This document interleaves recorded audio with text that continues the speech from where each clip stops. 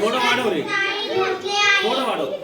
आपल्या समोर राजमाता जिजाऊ यांच्याशिवाय मी दोन